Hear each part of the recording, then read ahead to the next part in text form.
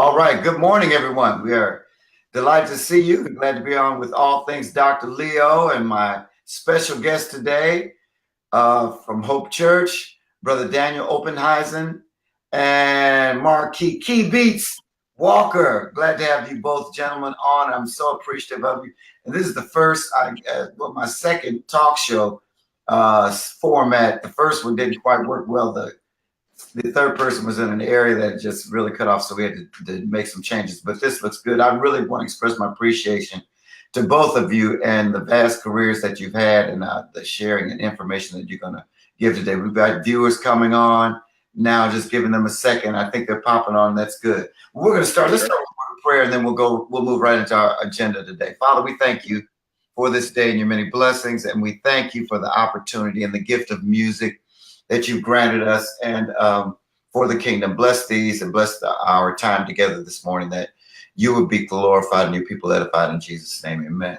Amen. All right. So would you tell us, hey, Mary, good to see you this morning. Daniel and Marque, would you please share with us about your early music studies or individualized career paths and your current areas of expertise? This is what you're doing now. Daniel, you want to start, and then we'll shift to Marque. I'll go first. I think mine's way less exciting than Marque's.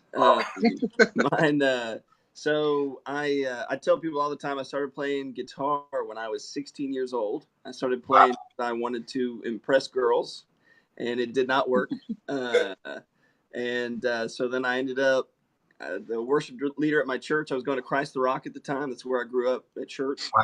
And the worship leader at the time asked me if I wanted to start playing in service, and so I did, and I kind of liked it, but it was fine. At the time, though, I didn't know how to sing. I only knew how to sing in my falsetto, so everything that I sang sounded like I was in the Bee Gees, or the wannabe Bee Gees anyway, the wannabe Gees. So all that to say, it was terrible. But the Lord kind of kept opening up doors. I would lead all the way through high school. Ended up going to school at UT Knoxville. Did not study music there either. Just kind of kept teaching myself guitar, kept singing whenever the Lord would give me the chance. He just kind of kept opening up doors for me to lead different places. And I ended up landing at Hope Church in 2011. And I got hired full-time to be the assistant worship director here. And I haven't messed it up bad enough to get fired yet. So I'm still here. It's actually very simple for me. It's solely self-taught stuff, and really the bigger part is the Lord just opening up door after door after door for me. That's awesome. You're a phenomenal singer, Daniel. I know that for a fact. Just Marque, tell us your story. Well, I will start with saying that it was definitely God, placing a hand on myself, and I'll say this: it's a family hereditary thing for me. My mom plays. I don't know if you know that, Leo. No. But my mom, she's a minister of music. Actually, she's a minister of music at Grace Baptist Church. It's on off of Danny Thomas. So my mom, Deborah Walker, she's minister of music. I have three aunts that play, and all of them either play or have played at church. I have a ton of cousins, and so it's a hereditary thing as far as music goes. Now, in terms of just the whole career path and things that I was able to do, it was all God and me just being in the right places at the right time. I'm not wasn't the most talented in the world, but I just knew how to use a gift that I was given and use it in the correct way, that it made a way for me to be able to do things that I didn't even think I could do, which led to production and producing things, and literally that's been my life, just music and producing and church choirs, the whole nine. I've been able to do. I started with Kevin Davidson and the Voices back in '98. So to this day, if you hear Fight On and you hear that piano intro, that's me, and I was able to co-write on that. And just a lot of more songs from just over the years, I've been able to, like I say, it's been a God thing, just a God move as far as, where I've been able to go. And I never saw it. Wow. I didn't see that. I didn't know what I would be doing, but I didn't know that this is what I would be doing for a lifelong career and lifelong dream, so to speak. So, uh, in a nutshell, that's kind of it, and as far as hope goes, another God moment. Matter of fact, Leo, you were the first person that knew about it. You probably remember when I called you and we had the conversation that we had. So you, other than my wife, was the you the one of the first people to know about that, and even that, the way that happened was totally God. I mean, that was a God move, and things happened to get me there. But I'm glad it happened, Yeah. and I'm extremely glad to be there. It's changed my life as far as looking at church and seeing what church is really about and seeing what church is really supposed to look like. And even just in my production, it's changed some of that as well.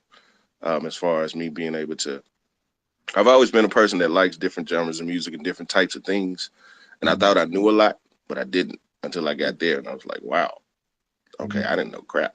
When it came to different types of music and stuff. So, That's uh, your testimonies are so it's synonymous, but out of it, it's saying out what God. It's bigger than what you really thought. Your gifts are bigger than and what His plans are. So always so much bigger.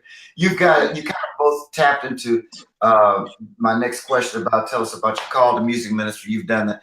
Tell us what are your positions at Hope Church. Hope Church is. Let me share with the audience. Hope Church in Memphis is considered one of the 100 churches in America, the fastest growing churches in America. And I believe the largest in the evangelical Presbyterian, correct? yeah. Yes, sir. It's growing just like leaps and bounds of the great ministry that you're doing here in the city. We just are grateful for it. Tell us about your positions, what you're doing at Hope. Daniel, you want to start? Tell us what Yeah. your position is. Okay. I'm the worship director of the church. So, in one way or another, I oversee anything that we do musically. Okay. But specifically, what I work with, the team that I work with is uh, a team of 7 people, 2 of which are audio. And I'm one of them. And then we have three full time and 1 part time. Marque is our 1 part time.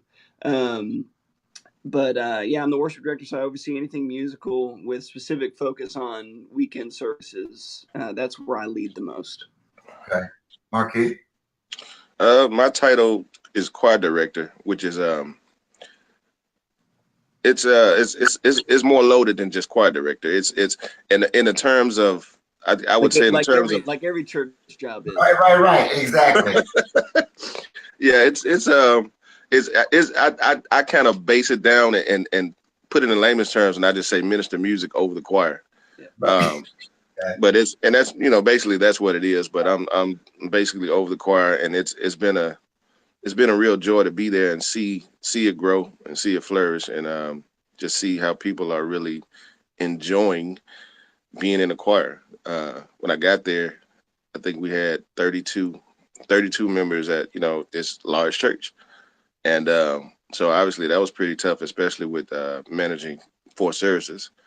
And so now we're up to 165, which obviously still managing 4 services, but it's been a blessing just to watch that grow as it has been.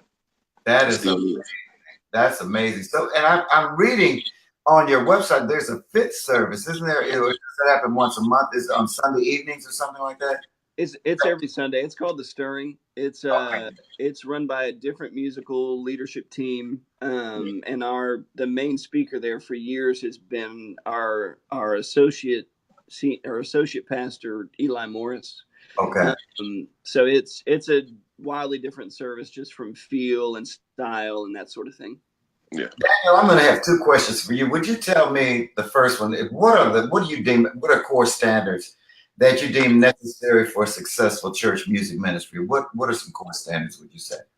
Um, I think there has to be a certain level of uh, musical competence on your team, and I say that partnered with what my second point is going to be, and I'll say that in just a second. But first is you have to have some sort of level of musical competence. Oh gosh, I hit the wrong button. I think I hit the wrong. I hope I didn't accidentally. What's I up, think Pat? in live button. Is it still on? And mine still says live. Okay, keep going. Keep going. Yeah. But so yeah, there has to be a certain level of musical competence. I think people kind of mistakenly assume this is a church, and Right. so we have to lower our expectations, and they lower it to the point where it just doesn't work. Okay. Okay. But what you make up for in musical competence, if you're somebody who so for instance, I'm very blessed. I work at a church where we are able to pay musicians and pay singers and that sort of thing. At a church that couldn't, Right. you have to understand where that level is of you have to work with what you have. Okay. And the second part that comes in is heart. To have Wow. a successful music ministry in a Yeah. church, it starts with the heart. It just does. Yeah. And that's definitely the bigger piece of it, because for guys, I was when I first started leading singing my falsetto, it was terrible. Not very good at the guitar, and some would still say I'm not very good, but I wasn't very good. But the Lord blessed me with a heart that fit for where I was, and so I think that's really what helped people. When you see somebody up there that's given their all, and they don't quite have it, but they're really trying, and their heart's in the right place, I think the Lord uh, softens people's hearts and softens their minds and their spirits to be able to kind of be in tune with that moment. Does that make sense? Yes, it does. Yes, it does. So I think you have to have musical competence to a degree, and that degree varies church by church. But the Right. bigger piece, no matter what church you're in, you have to have the heart. Yeah. After part. That is great. Tell me, Daniel, one of the just how do you bridge the gap? This is what really amazes me about Hope Church in particular. How do you bridge the gap between generations, ethnicities, and church traditions? Because you have a Yeah. potpourri of people coming from all spans. I've seen even when the choir came up, I mean, I'm looking at blacks, whites, Asians, Hispanics, and then people I've known that are out of Church of God in Christ, Pentecostal churches, Yeah. Catholic. So how are you bridging all of that together? Tell me, how do you do that? Once again, it's something the biggest piece of it is something that is not on stage, and that is relationships. So um, so when you develop a relationship, when you're a worship leader at a church, I'll speak for myself solely. As the worship leader at Hope Church, I have been able to be successful in um, kind of shifting people's mindsets on things through as I've developed relationships with people that would listen to something that's gospel music. Just from having a relationship with them, I'm able to say, hey, here are the pieces that are important. This is why we do what we do. And as you explain that to people, their eyes open a crazy amount. We have a thing called comment cards that we use at Hope, where we have people, they can comment and say anything that they think, Right, anything positive or negative. Yeah. right, And every time we get something negative, me or somebody from my team will respond to it. And 9 times out of 10, no matter how fired up the person is, if it's negative, once you just make contact, say, "Hey, I'm so sorry that happened. You know, this is why we do what we do." 9.9 times out of 10, they always go, "Oh, okay, I didn't understand that. right, That's great, wonderful." So right. it really starts with the relational piece, I think. And any worship leader, if there are any worship leaders watching this, starts with relationships. It's not about what you do on the stage. It's about That's who you are off the stage with your Yeah. congregation. that's But the other piece is you develop a team. You develop a team that doesn't only tolerate but appreciates different kinds of music. mm, Um, and you fill a team with all sorts of people. You mm, know, young, old, black, white, whatever you're looking at, whatever you're shooting for. Um, you have to fill it with those people, because as you do that, you get those different perspectives. It's not about just having people that look different than you, but culturally are the same as you. It's about actually getting culturally different people Right. together. And when you do that, and combine it with the answer to the last question, you've got the heart, and then you've got the relational piece. You're able to help people in your congregation understand, and like I said, not just tolerate different types of music, but appreciate it. And that's a whole different ball game. Yeah. Oh, that's awesome. That is tremendous. I want my audience to listen. Those of you that are viewing, I want you to share this. And if you have questions, type them in. We'll address those. I'm excited about this broadcast. Let me go on. Marquis, share with us. Daniel, thank you for those answers. Just really right on key and right on point. Daniel, Marquis, tell us, where do you see church music shifting? Is it shifting? Tell us where you see it shifting. Ooh, church music. Yeah, it's definitely, it has shifted a lot, actually. I don't know if that's good or bad, and the only reason I say that is because, and you can attest to this, Leo. There isn't much for our choirs to do. Right. Right. So it's shifted in a sense, and it's good. It's good music that it's shifted to, but it does make it harder for the ones like us that have to do choir music. Yeah. And so trying to find that balance of being able to pick out something that works for a church, and this is any church, not just Hope, but something that'll work for your particular church, that works for choir, when people are used to hearing, one-liner, two-liner songs that are just, a few people singing. That's pretty difficult. So it's shifted in a way, it's shifted in a good way, in the sense from a industry standpoint, but in a bad sense for a church standpoint, I would say. At least a church with a full staff and full staff and full choir. Now, if it's just a church with I think if it's a church with that's predominantly a praise team, or we call ours frontline, right, then it's wonderful.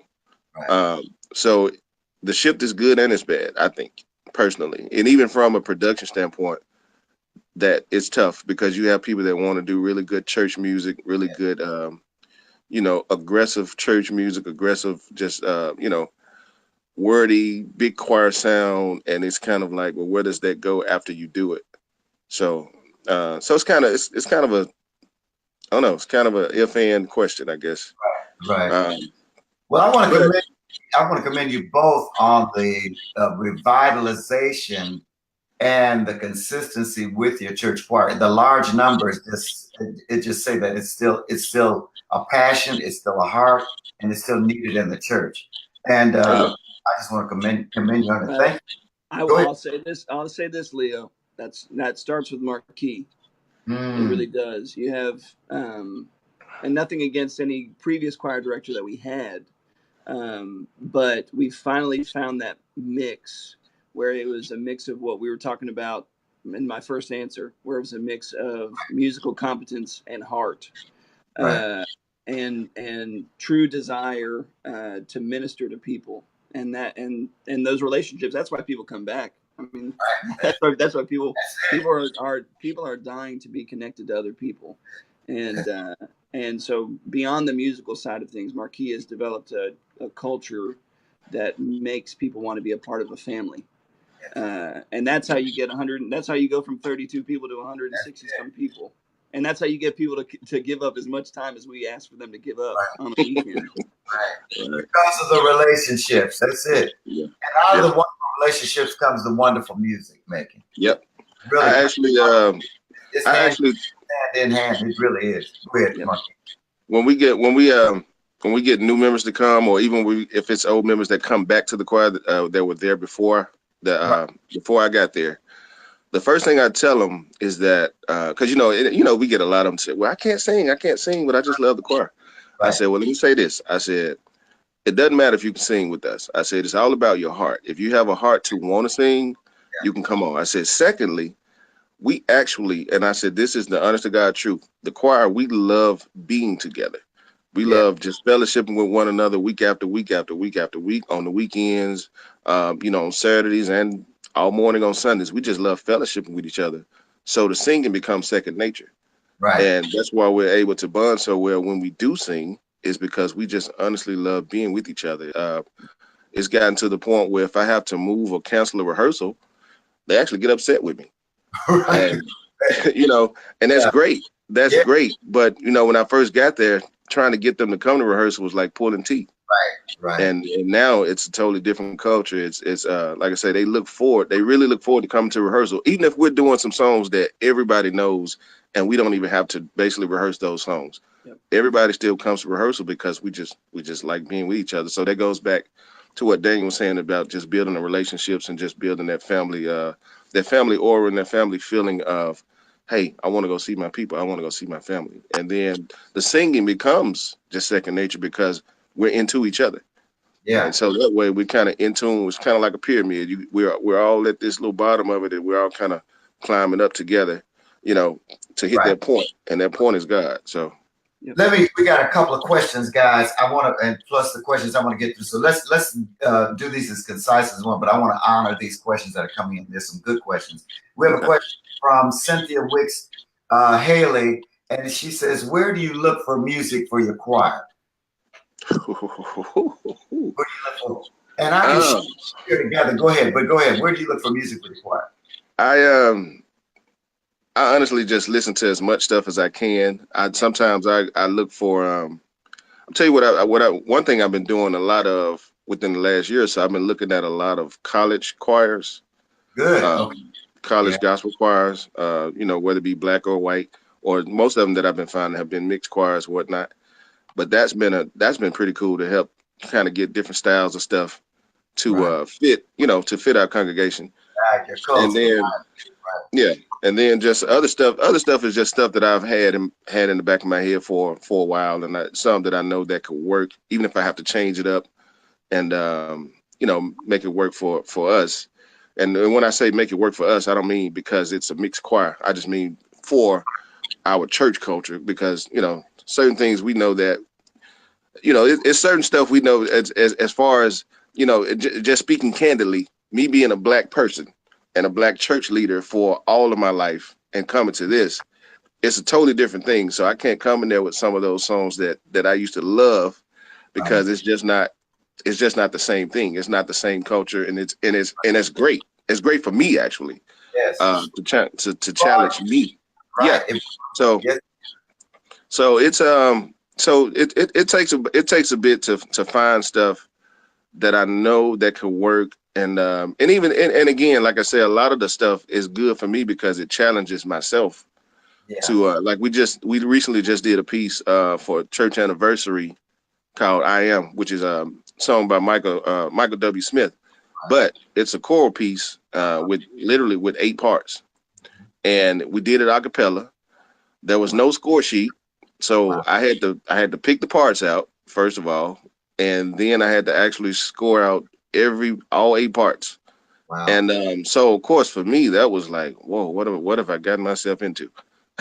But the end result was amazing. The end result was amazing. I mean, they nailed it. I mean, we had a choir of, I think, about 90 or so that sounded like it was you know uh 15 people up there. I mean, they sounded that tight. It sounded that good.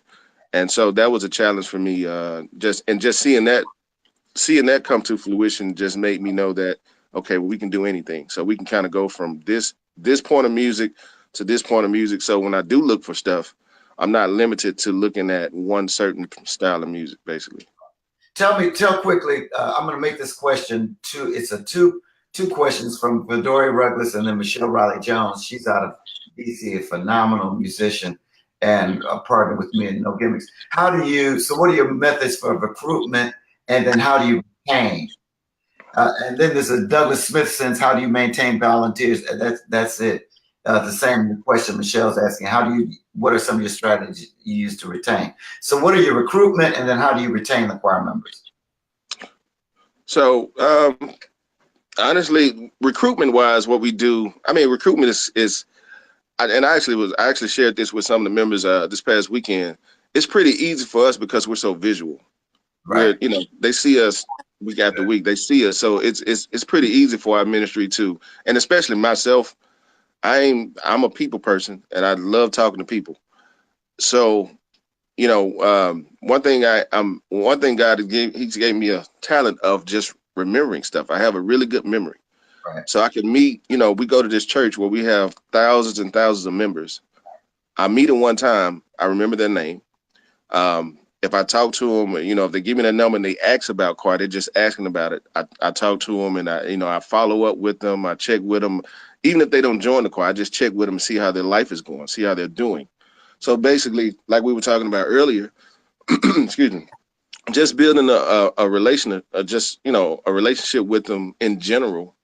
A lot of times help with the recruits. Matter of fact, this week, there were some members that go to the church that were, they asked about it and they were just kind of interested in looking at it and looking at the choir. But this was back in April, May sometime.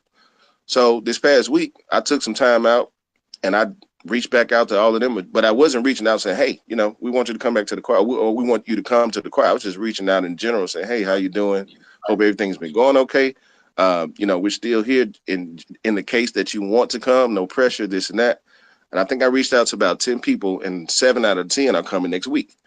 But it's just the first thing that they would say was, wow, how did you remember, so it's just a relational thing. As far as keeping them, it goes back to what I was saying earlier about, the bond that we form, the bond that I try to make sure that I form, and then the bond that the choir in whole forms with the members. So it's not I always tease them.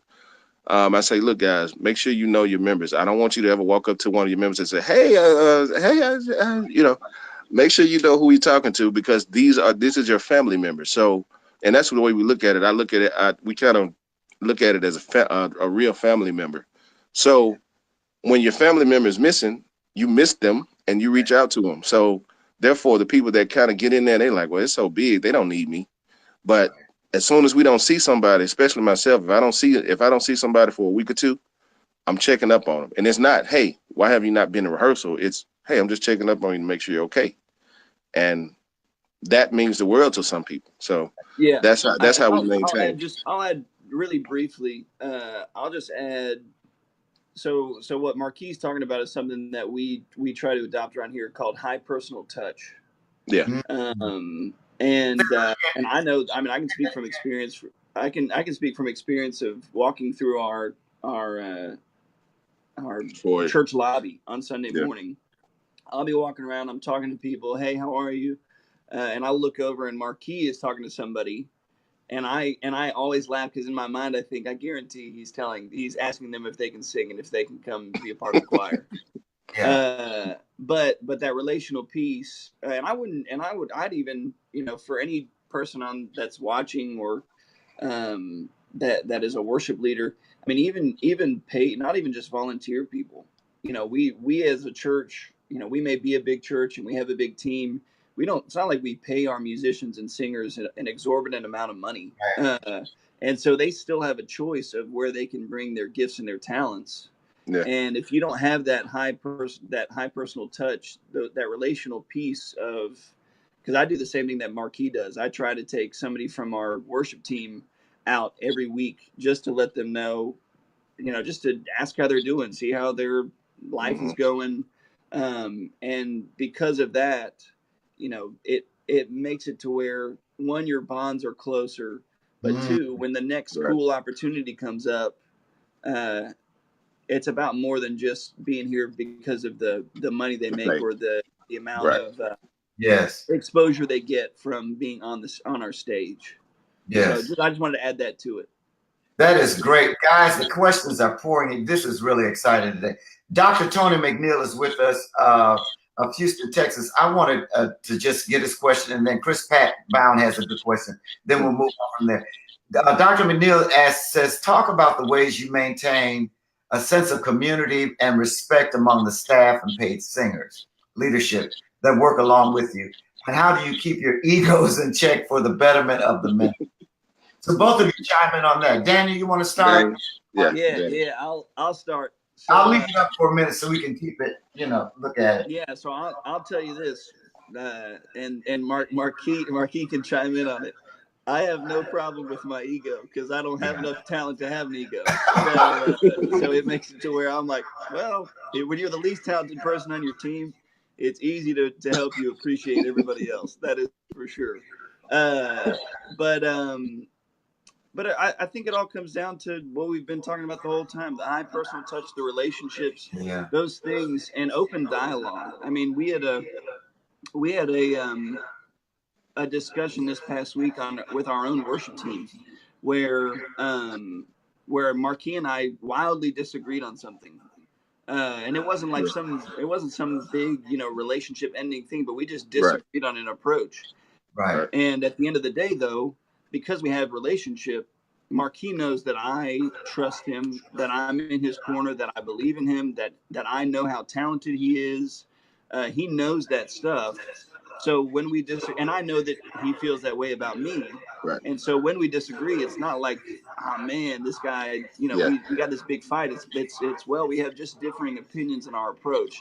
So multiply that with your entire team, and that's what I have always wanted to develop on our team is everybody in relationship with each other and respecting each other and understanding that we come from different cultures, we come from different generations, we come from different approaches to music, Yeah. and it's about appreciating that about each other Yes. and not, and like I said, not tolerating it. It's about Yes. appreciating it, Yeah. accepting it, and at the end of the day, I end up having to be the guy who has to make the decision.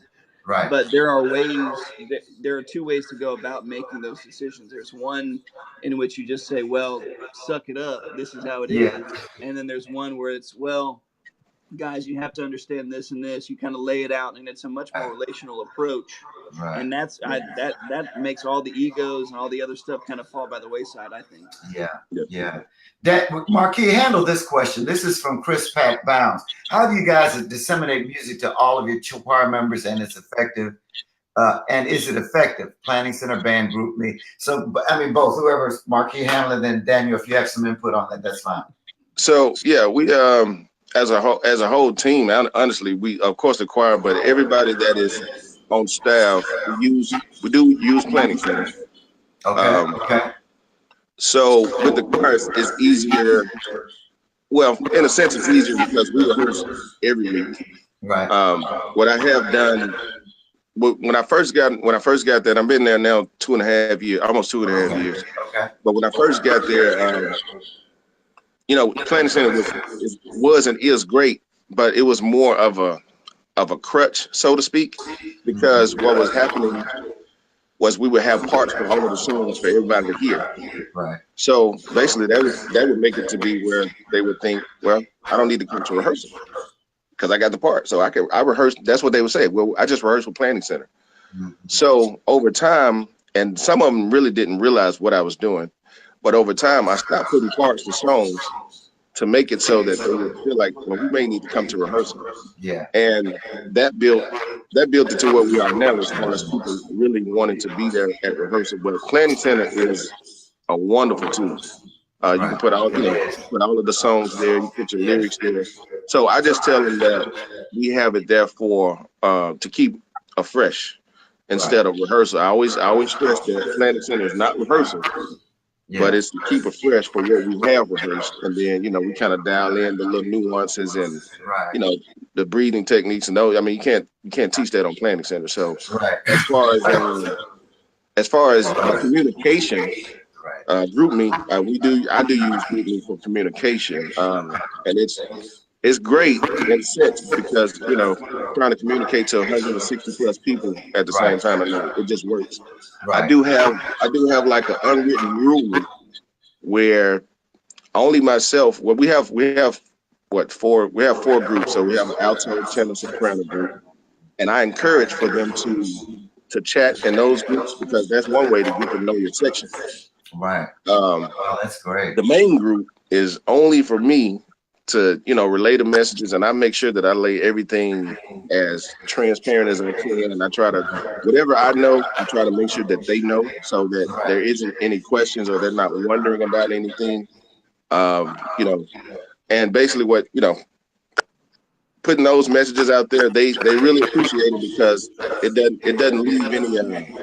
Well, I mean, what I wonder what we have to do. You know, I try to, like I said, I make sure that it is straight to the point, as Right. detailed as it can be, Yes. and you know, just but that's the way we use planning center and group me, even for the team, and I'm sure Daniel can kind of chime in as far as with the team, as far as for the with planning center. Yeah, it's much simpler for my end of things because it's way less people. But planning center, the best way to disseminate any musical stuff.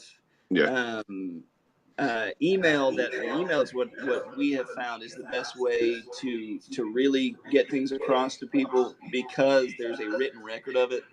Right. uh, Exactly. and I hate that that's even something that has to be brought up, but sometimes you have to have a written record of this is Yeah. what we discussed, Right. because people forget, and I'm not out of Yeah. any malicious intent, they just forget, and it's Right. good, and then they come back and they're fired up at you about something, you're able to say, well, I The understand communication. but at the same time, this is what actually went on. So Right. for me, it's much more on the email and then planning center front. I will chime in just really quickly. Somebody commented and said that sometimes the least talented person has the biggest Yes. ego. Yes, that is That insanely was true. Gail. Yes. Yes, thank you for that. And that's where it comes back to the heart. Yes, it does. You Yes, have it to does. you have to have the right heart. You can be the most talented or the least talented. If you have the right heart, then yeah. the rest will fall in line.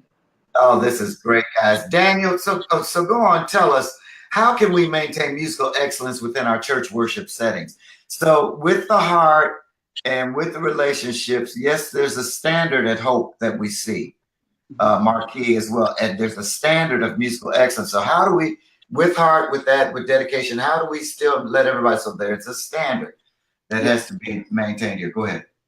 Um, it starts with your leadership. Mhm. Leadership, as the leader, you have to demand it.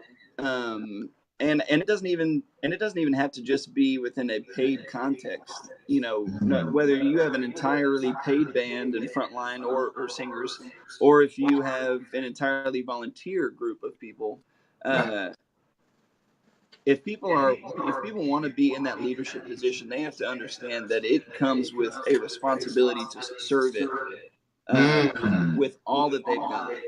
Right. So disregard the pay piece of things if anybody gets hung up on that. It comes down to the leader demanding it out of people, not in some sort of not in some sort of authoritarian type of way, but in a way of helping them understand this role that you're in. Yeah. We're called to serve our God with excellence. Yeah. Um, and so that's what it starts with, and then from there you have to know your team, Yes. know how Right. to put your team in the best positions to succeed. We have if you have a guitar player who does a great job of rehearsing during the week and learning songs and getting all the parts down, but struggles big time on last minute changes and that sort of thing, well, then don't throw them last minute changes. Yeah. Think ahead for that person. No matter how talented you are as the leader, are only going to be as strong as the weakest point on your team. So work to serve that weakest point on your team, Right. not in a way where you kind of regret having them there, Yeah. or you're like, well, we got to have this person, but instead go, okay, this person's strength is this, let's play to their strengths. This person's Right. weakness is this, let's think ahead of how to serve them so that they can best serve our congregation. Um, so a combination of all of that, demand the excellence, and then play to the strengths and understand the weaknesses of the team that you have, and Mhm. work to get the best out of that group of people. Yeah. This is excellent. Good. Marquis, you have anything you want to say? That is, oh God, I'm getting so much out of this myself. This is wonderful stuff. Well, anything No, you have, Marquis?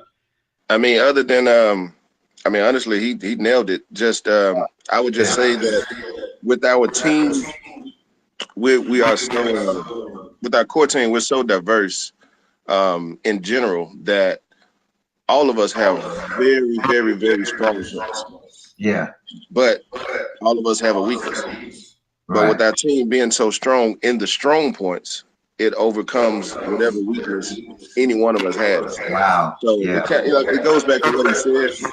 But like he was saying earlier, like we had a really good meeting this weekend, and we had I don't want to say it was a disagreement. We just agreed to disagree, Yeah. and that's totally fine because, like he said, when we got done with it, I mean, it was like we hadn't talked about anything, or well, I'll say like we hadn't talked about anything bad or negative. Right. Right. Because again, that's our team. So it's not about what I can do to make something better. It's not about what he can do to make something better.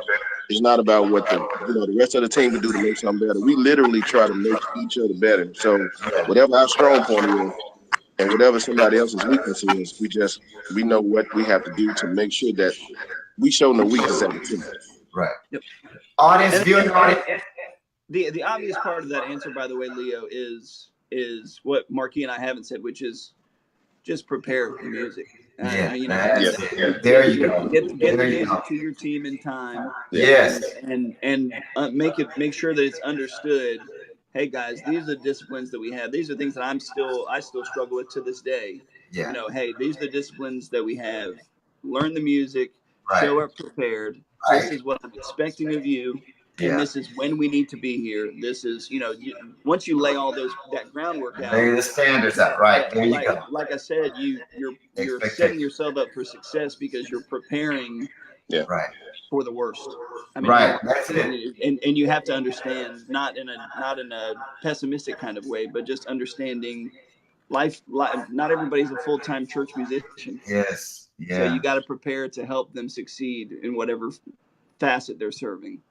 yeah. That is excellent. Guys, tell me this. Where where have we failed in regards to maintaining the standard of musical excellence within the church? Have we failed as a church? Oh, we're looking at the overall.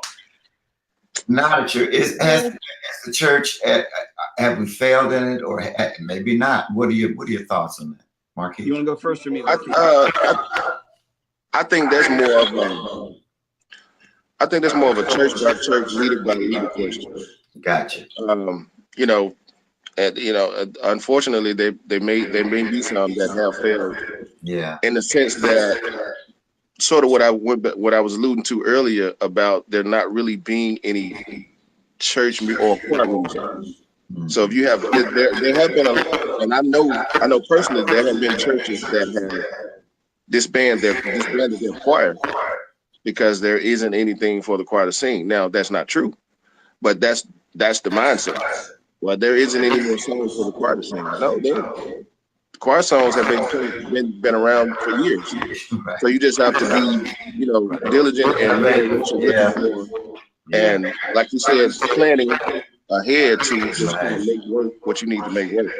So, like I said, I feel like that's just a leader by leader, church by church question. Right. Leo, can you phrase the question one more time for me? Say it one more time. Have we failed in regards to maintaining the standard of musical excellence within the church? Have we failed at? Yeah, I agree with Marquis. It's definitely a church by church thing. I don't think that we, especially these days, I think I think worship leaders and pastors are more famous than they've ever been. Yeah. And it comes from them doing what they do and doing it well. Right. Now, where I think we as individual churches can fail from an excellence uh, point of view is I'm going to kind of flip the question a little bit on its head. We get so wrapped up in doing what somebody else does Mhm. that we're striving to do what they do just to do what they do. Yeah. Yeah, And that's where things fall on their face Yeah. because you're never going to be. I mean, let's say Hillsong worship is your ideal idea of Right. excellence, right? Right. You're never going to be Hillsong Church. You just Right. Right. they're on a different production level, and yeah, multiply that by any number of other famous worship bands that are big these days, right? Right. Um, Yeah. where I think the excellence fails is you're failing to serve your congregation with the heart in which you need to serve them. I think that to me is something that I've picked up on a wider church scale. But from an excellence technical from a technical excellence standpoint, I definitely I agree. I think it's church by church, case by case. And you and the key that I would love to tell any worship leader is you got to be honest with yourself Right. and try to understand where you fall short. Are you Right. falling short because of something that you're doing? Are you falling short because of something that your team is doing? Are you failing to set up good practices within your rehearsals, uh, within your church service context? Right. But I think Marquis is definitely right. It's a church by church basis. Did Leo hang up on us? No. I'm here. Ah, there he is. I'm here. It just something went out. It just went out. I But don't see him. Leo? here, can you hear me? Yep. Yeah, I went out for a second. It just screamed went out. So, I guys, don't see him. this is Yeah. one. Let's leave a final thought. I want both of you to express a final thought for oncoming musicians, worship leaders, or those that have been established. I don't Just, see you, Leo, if you're talking to me. huh? I'm sorry. Can you hear me? Can you hear me? I can hear you. Okay, I Marquis. can't. Okay, Marquis cannot hear me. I don't know what happened, but I don't see him or hear him. It's Yeah, I because tell he's you what, using that. Daniel, It's you 'cause repeat he's using the that question. Samsung Galaxy, Leo. Daniel, you repeat the I knew you were going to say that. Marquis to say it, to speak. So, Yeah, I Daniel, don't see him. share with us. Say the question. Say the question one more time, Just Leo. share with us your final thoughts to worship leaders, choir directors over churches that are struggling or those that are established. What's just a final encouraging word of thought? Marquis, he wants us to share just a final encouraging thought for choir directors, worship leaders, worship team members, young musicians, that sort of thing. You go first. I would just say, and almost what we've been kind of harking on this whole interview is honestly just having a relationship. That's first and foremost. Having a relationship with your team, with your choir members, with your, if you don't have a relationship, especially with volunteers, if you don't have a relationship with them, why do they need to spend their time? Why do they need to take out of their time to do something? I mean, technically, it's not for you as a leader. It's really not even for the church, so to speak. It's for them and God. But the realness of it and the flesh part of it is that if you don't have a relationship with them as the leader, why should they take out their time that they're volunteering to do for you, so to speak? And like I said, it's not about you. It's not about any of us in that sense, but it can become that when you're kind of just about yourself, because if you don't have a relationship with people, then you're really just about yourself, and you're not trying to cultivate anything other than what you're doing, and just make sure that you're doing a job right. You can't really one thing people sort of get I guess, for lack of a better word, misconstrued is, and granted, it is a job, but you don't want to look at this as a job, because I mean, we're in it to serve God, like Daniel said, we're in it to serve a congregation, and we're in it to serve people. So you don't want to look at that as a job. And if it starts feeling and looking and going that way, then you've already kind of lost in the sense of in terms of the people. Yeah. I'll say three things. First, make sure your heart's in the right place. If you're trying to serve in a church context in any form or facet, leader, volunteer, paid worship member, singer, musician, choir member, whatever it is, make sure your heart's in the right place. Make sure you are there to do just that, serve. You're not there to promote yourself. You're not there to you're not in it for yourself. You're in it to serve God and serve the people of the church that you're in, and to serve your leader. Um, Two, uh, develop disciplines.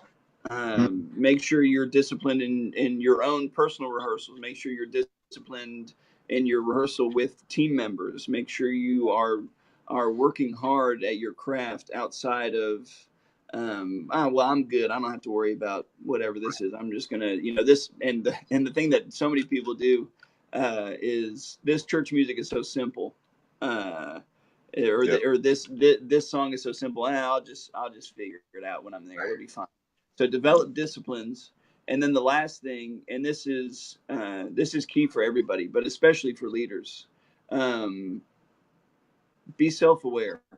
Mm. You are the only person that can speak for your own heart. You're the only person that can speak for your own ambitions. Um, and so you have to be able to be honest with yourself. You have to be self-aware of how you come across. You have to be Yeah. self-aware with uh, how you're approaching things. You have to be self-aware with your own skill level. You just have to have self-awareness.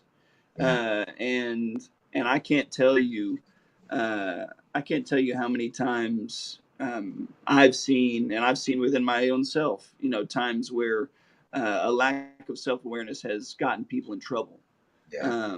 in a variety of different ways, but especially in a church context of when you've got a skill that other people wish they had, and if you're not um, where that skill level is, um, and so is your heart in the right place, then you're never going to get it right. No.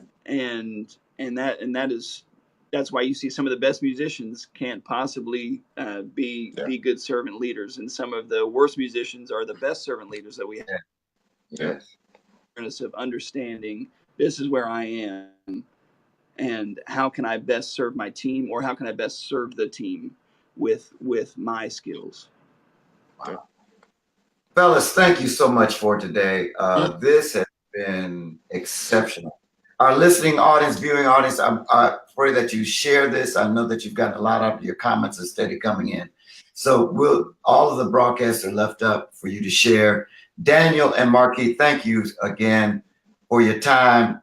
Marquis probably can't hear me, but I'm just deeply appreciative of this. Just a couple of announcements. No Gimmicks 2.0, the new book is out in October, so I'm excited. I'll be sharing about that release. Boulevard Christmas concert, as you know, it's December 14th. VIP tickets are sold out. So with Gregory Porter, we're excited. Brandy Sutton from New York, Lemmy Pulliam, Boulevard and Orchestra. So it's going to be a great evening. Get those general admission tickets at $25. Rome Choral Festival is in July. We need some more tenors. We've got about 55 people already involved and set to go. So I think the next payment is due sometime next month. RomeChoralFestival@gmail.com is where you can connect.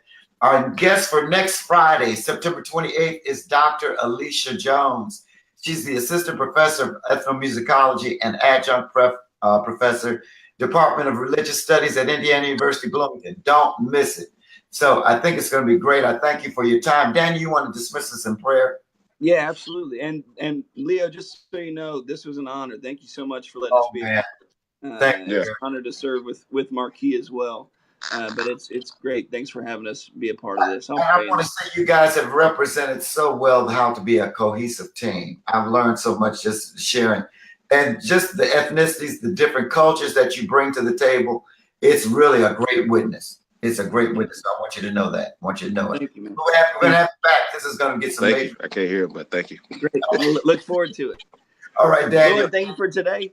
Lord, thank you for Leo. Thank you for Father, just your church. Yes. We thank you that we get to serve in just an amazing way. To be able to serve with gifts that you've given us, and especially for those to be musical gifts that we care so much about. Lord, it's an honor.